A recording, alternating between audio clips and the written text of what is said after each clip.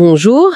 Alors, une nouvelle vient de circuler là et franchement, elle a de quoi intéresser et même, on peut le dire, exciter pas mal de monde dans le foot. Surtout ceux qui suivent le Sénégal. Une affiche, plutôt alléchante est annoncée.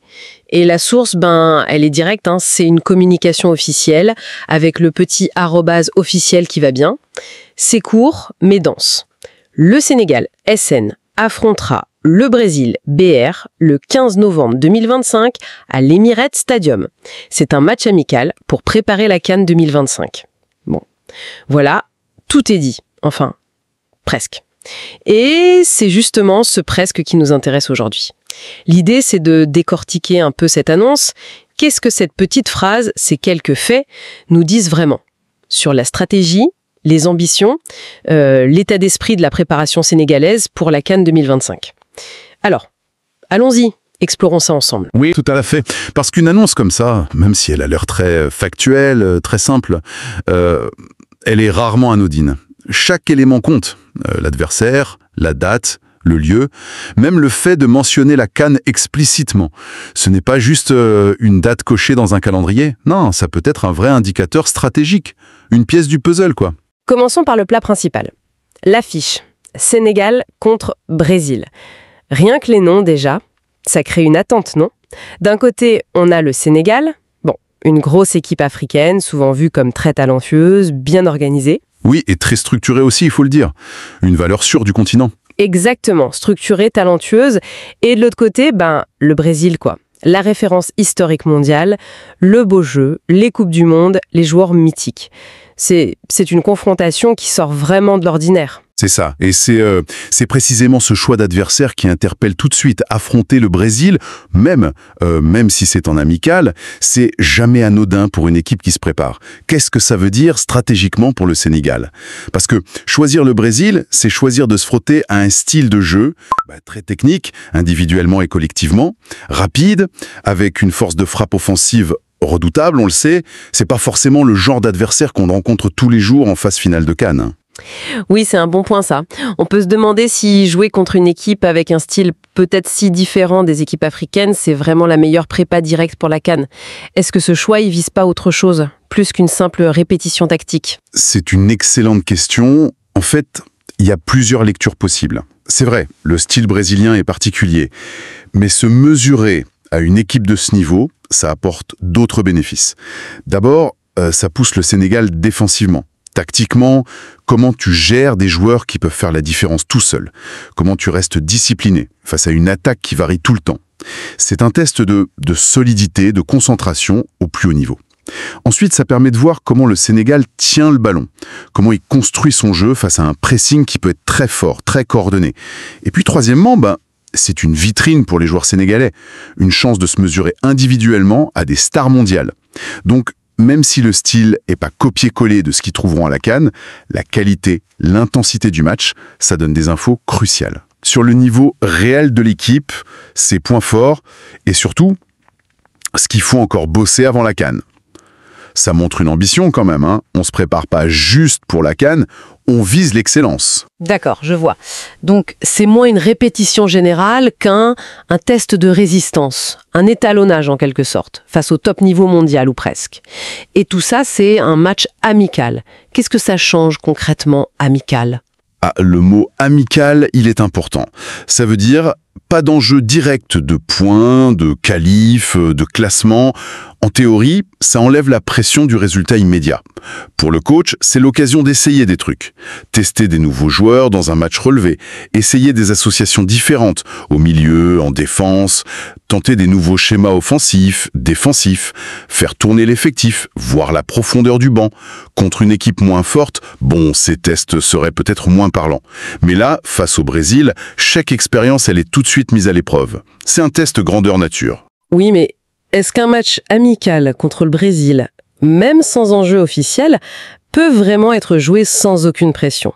Je veux dire, l'affiche elle-même, le prestige de l'adversaire, L'attente des médias, des supporters, ça crée pas une autre forme de pression? Une pression plus psychologique peut-être?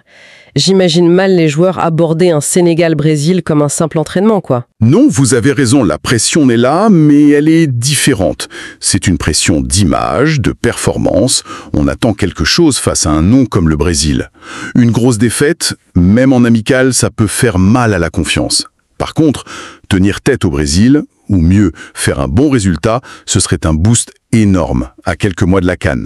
Donc le sélectionneur, il doit jongler, utiliser le match pour apprendre, pour tester, mais aussi chercher à faire une performance honorable, garder une bonne dynamique. C'est ça qui est compliqué avec ces matchs de préparation de haut niveau. Le côté amical donne la liberté d'essayer, mais l'adversaire exige une performance crédible. Un équilibre délicat à trouver, effectivement. Bon, passons aux détails plus pratiques. La date et le lieu. C'est le 15 novembre 2025, à l'Emirates Stadium, à Londres. Qu'est-ce que ça nous dit, ça ? La date, mi-novembre 2025. Ça nous place quelques mois avant la CAN 2025, qui a souvent lieu en début d'année d'après, genre janvier-février. C'est une période de fenêtre internationale FIFA, donc les clubs libèrent les joueurs, le timing semble logique pour une préparation déjà avancée.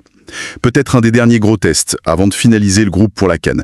C'est assez proche pour que les leçons soient utiles, mais assez loin pour pouvoir corriger des choses si besoin. Ça se tient. Et le lieu? Londres. L'Emirates. Un stade super moderne en Europe. Terrain neutre. Pourquoi là-bas? On aurait pu imaginer un match au Sénégal, pour les supporters, ou au Brésil. Ah, le choix de Londres et de l'Emirates, c'est très intéressant. Ça soulève plusieurs pistes. D'abord, la logistique, sûrement. Beaucoup de joueurs sénégalais, comme brésiliens d'ailleurs, jouent en Europe. Organiser ça à Londres, ça simplifie beaucoup les voyages. Moins de fatigue due au long courrier. Ça maximise le temps de travail pendant la fenêtre internationale qui est toujours courte. Ensuite, il y a le prestige et la neutralité. L'Emirates, c'est un stade top niveau. Infrastructure parfaite, pelouse nickel, ça garantit de bonnes conditions pour un match comme ça. Et le terrain neutre, ça peut être vu comme un avantage pour évaluer l'équipe objectivement, sans le poids du public local pour l'un ou l'autre. Oui, mais cette neutralité, c'est pas aussi un inconvénient quelque part. La CAN, ça se joue en Afrique. Souvent avec la chaleur, l'humidité et une ambiance populaire. Intense. Jouer à Londres dans un stade peut-être plus feutré par rapport à un stade africain en pleine compétition, c'est vraiment la meilleure prépa aux conditions réelles du tournoi. C'est un débat pertinent, c'est sûr. Effectivement, un match à Londres, ça ne reproduit pas l'ambiance d'une CAN en Afrique. Mais il faut peut-être voir ce match comme une pièce d'un puzzle plus grand. Il y aura sans doute d'autres matchs amicaux. Peut-être contre des équipes africaines, jouées en Afrique justement, pour travailler cette adaptation aux conditions locales. Le choix de Londres pour ce match précis contre le Brésil, il pourrait privilégier d'autres choses. Le test sportif de très haut niveau dans des conditions idéales, la facilité pour les joueurs européens, et puis la visibilité aussi. Londres, c'est une capitale mondiale. Il y a une grosse diaspora africaine là-bas, sénégalaise comprise. Organiser un tel match-là, ça assure une couverture médiatique internationale. Ça mobilise la diaspora. Ça crée un événement qui dépasse le simple cadre sportif.